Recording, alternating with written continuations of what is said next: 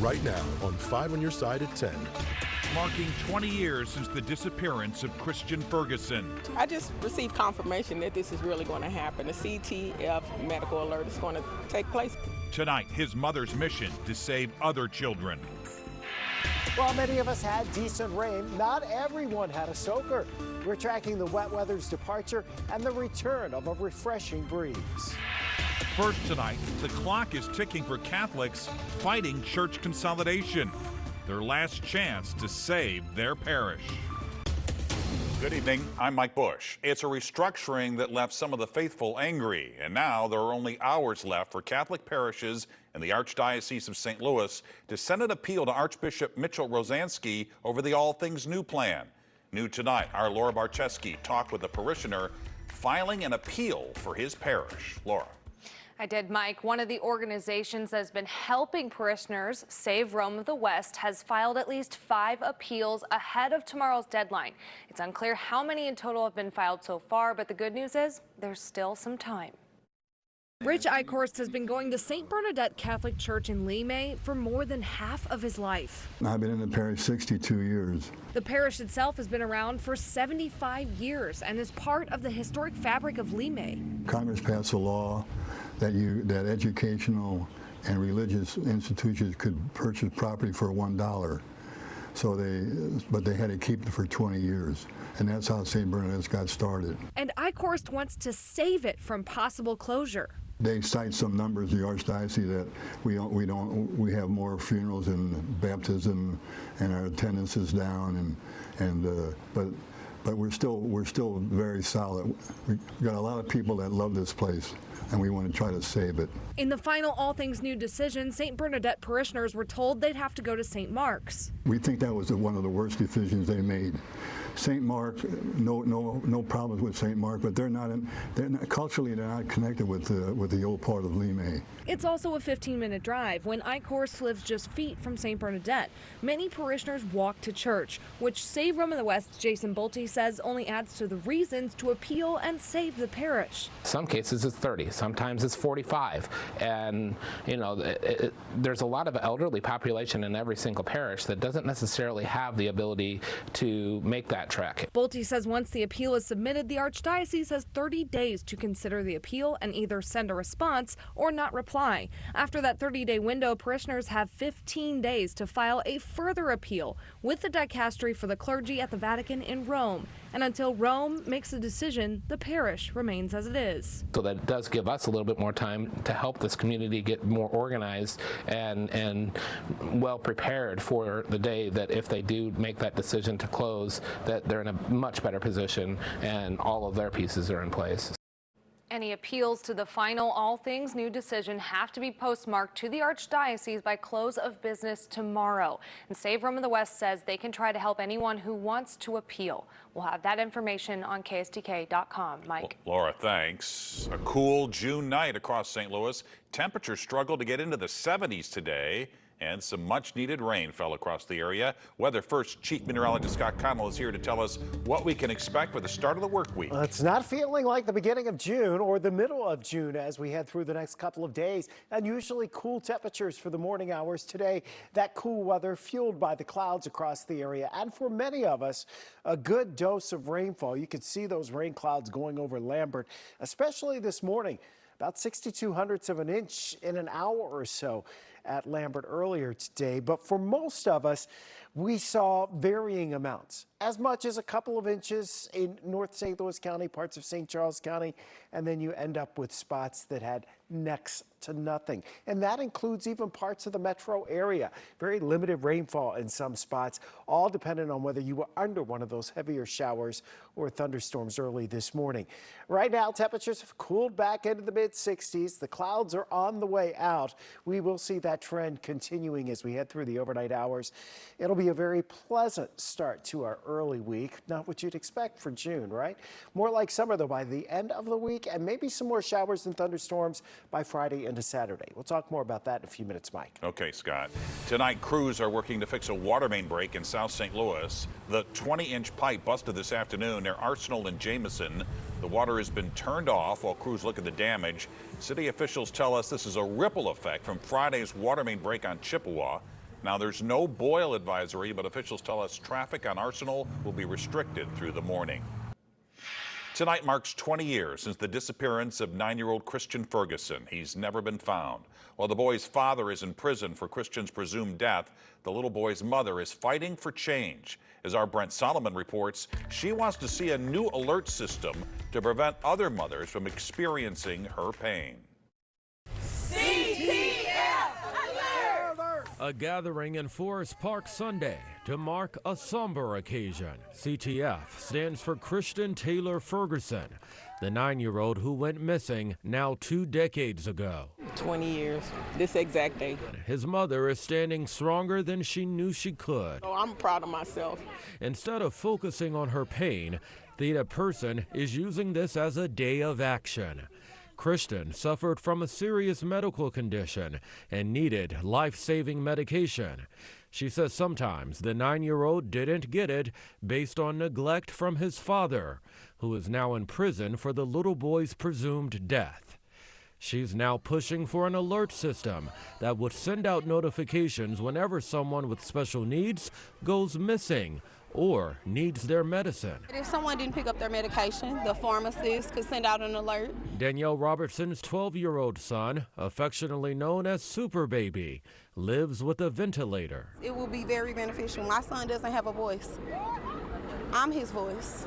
So if we can have an alert system that will send out an alert from the pharmacy, he needs that. A host of elected leaders joining the community, and even a representative from the National Center for Missing and Exploited Children to add fire to the movement. Alderwoman Shamim Clark Hubbard wants to see Person's dream become reality. I have put the call out to my colleagues, working with our city emergency management system here, learning what the steps are so that no other mother has to be in Theda's footsteps. It just warms my heart. Community leaders tell me if they can get this going here, they hope it could serve as a national model. In St. Louis, Brent Solomon, 5 on your side. The notification system would be similar to the Amber Alert for children and the Silver Alert for adults. Just 2 days ago, Alderwoman Clark Hubbard shared the idea with the Board of Aldermen, and we will keep you posted on what happens. Christian's father, DeJuan Ferguson, is now serving a life sentence without the possibility of parole. He was convicted last year in his son's death. He told investigators his son was in the back of his SUV when it was carjacked. DeJuan Ferguson is also serving a life sentence for molesting 2 of his ex-wife's relatives.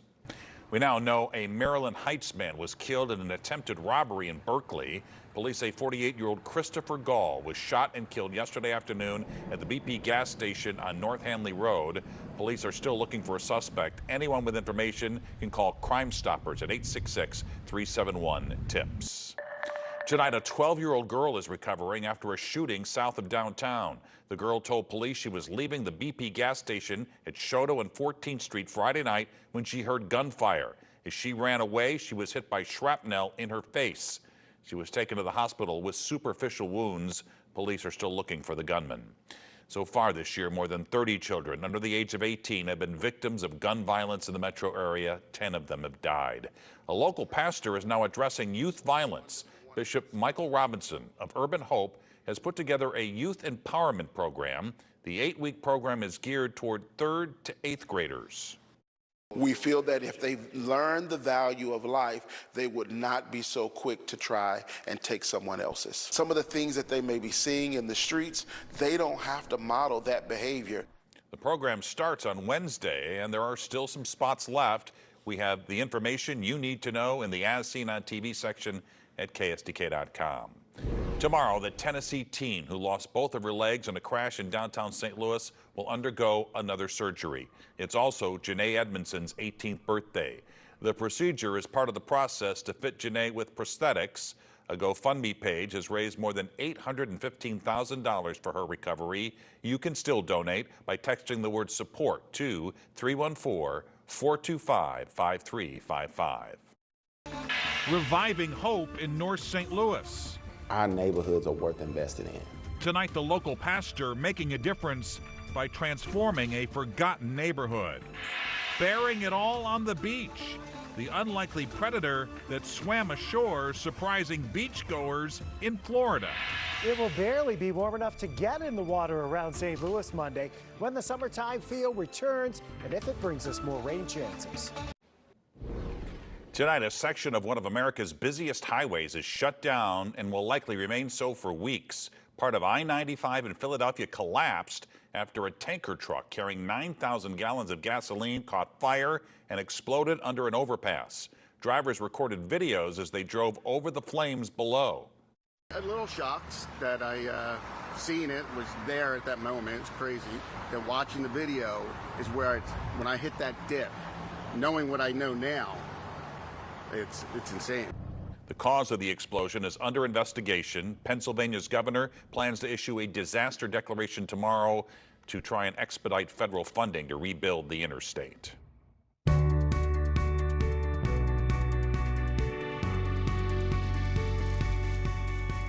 Now to a story of hope and revitalization in the heart of the city. A long-ignored neighborhood is being transformed.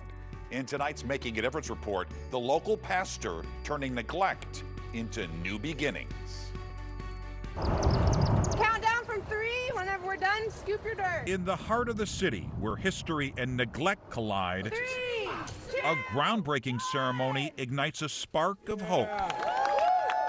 It's like a breath of fresh air to see it come to fruition. Today is a really, really good day. Plans are announced for a multi-million-dollar development that will bring 15 new homes and 11 rehabs to Hebert Street in the Jeff Vanderloo neighborhood.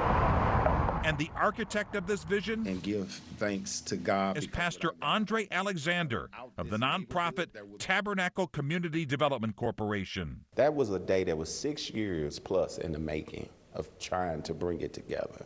Alexander graduated from Mizzou with a degree in electrical engineering and went to work for a defense contractor.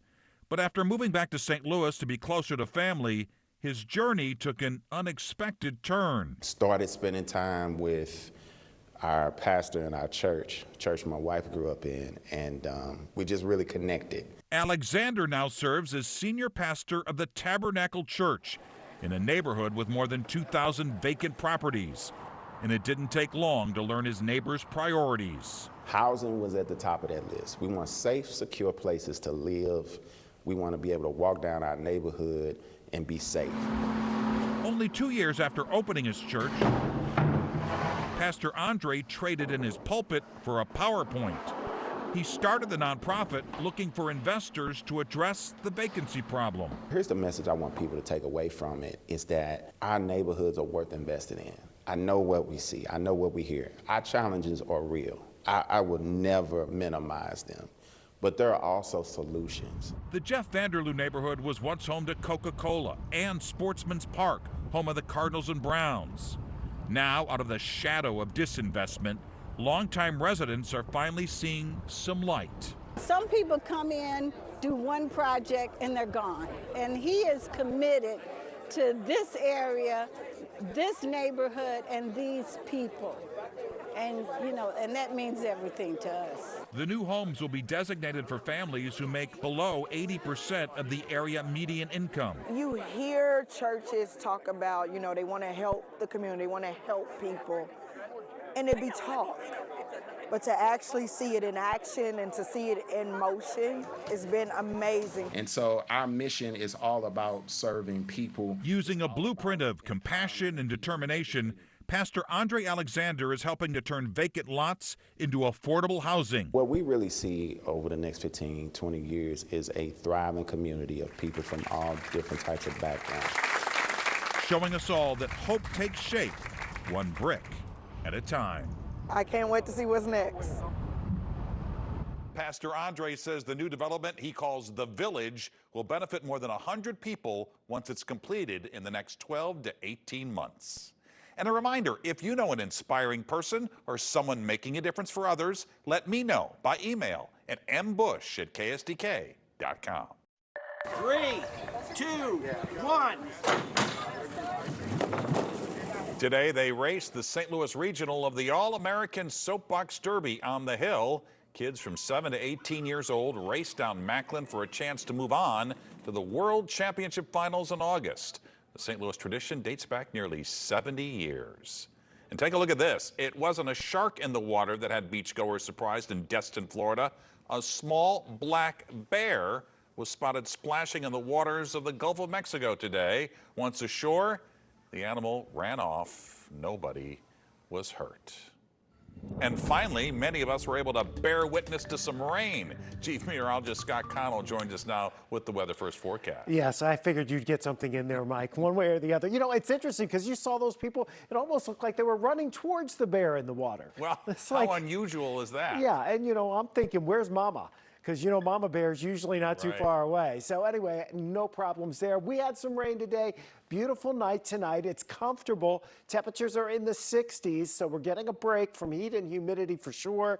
Most of us had some decent rain. Some of us, however, did not. There are pockets east of St. Louis.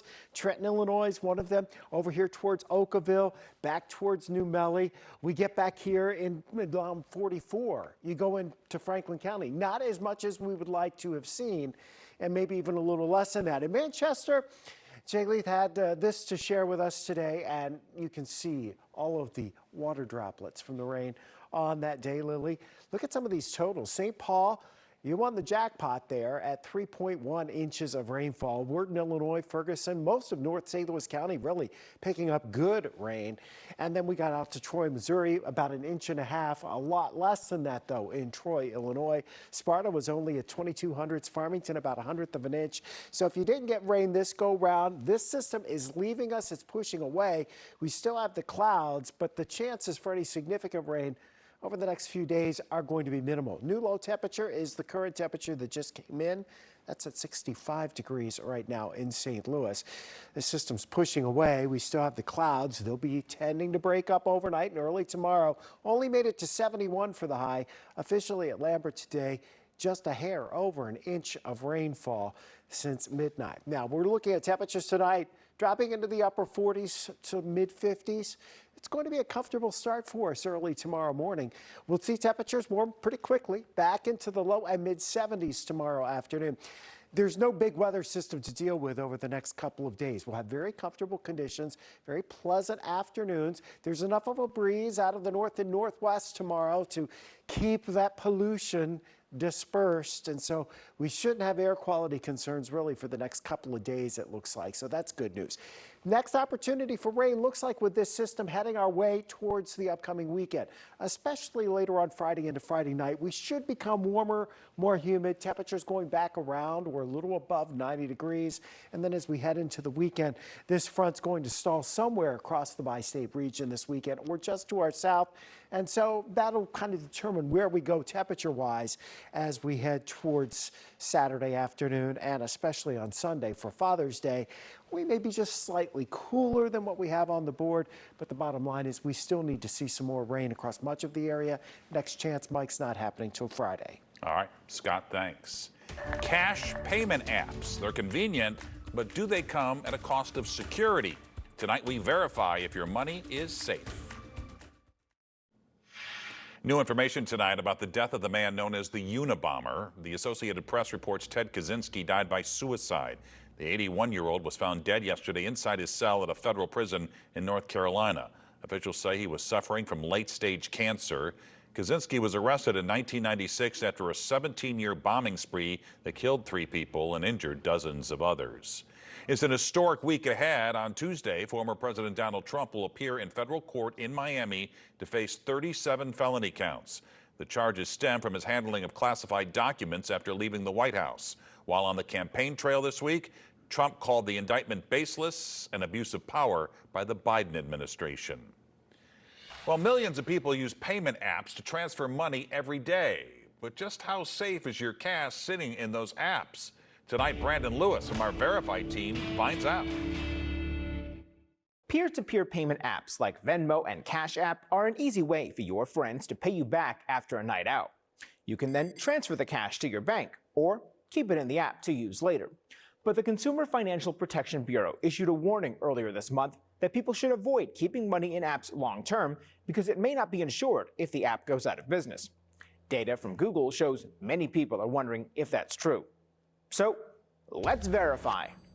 Is money stored in peer-to-peer payment apps federally insured? Our sources are the CFPB, the Federal Deposit Insurance Corporation, the Financial Technology Association, and the terms and conditions of Cash App, PayPal, and Venmo. The FDIC provides insurance to banks that protects up to $250,000 in each of your accounts. This means that if your bank fails, your money is still safe. The FDIC doesn't offer this insurance for money stored on payment apps, and the apps make this clear in their terms and conditions. This means if an app goes out of business, your money is not insured. So, no, money stored in peer-to-peer payment apps is not federally insured. The safest thing you can do is to transfer any money you receive immediately to your bank. The Financial Technology Association, a trade group that represents Cash App's parent company Block and PayPal, points out that users can sign up for additional services that may provide protection. With your Verify, I'm Brandon Lewis. What would you like us to verify? Just send an email to verify@ksdk.com. Talk about getting more bang for your buck. The big sale tomorrow for a favorite 4th of July celebration. A flash sale tomorrow can save you big money at a popular 4th of July celebration. The Heritage and Freedom Fest in O'Fallon, Missouri is offering all-day passes for carnival rides for just $20. That's 40% off. Sale runs tomorrow only from 4 a.m. until midnight. We have a link in the As Seen on TV section at ksdk.com. The Muni kicks off its 105th season tomorrow night. It's America's largest, oldest outdoor musical theater. The first show is Beautiful, the Carole King musical. The rest of the lineup includes Disney's Beauty and the Beast, Chess, West Side Story, Little Shop of Horrors, Rent, and Sister Act. And you can buy tickets now on the Muni's website. And there you have it, 5 on your side at 10. Don't forget to start your day with Today in St. Louis. That begins at 4 a.m. And now, here's Frank Cusimano with Sports Plus.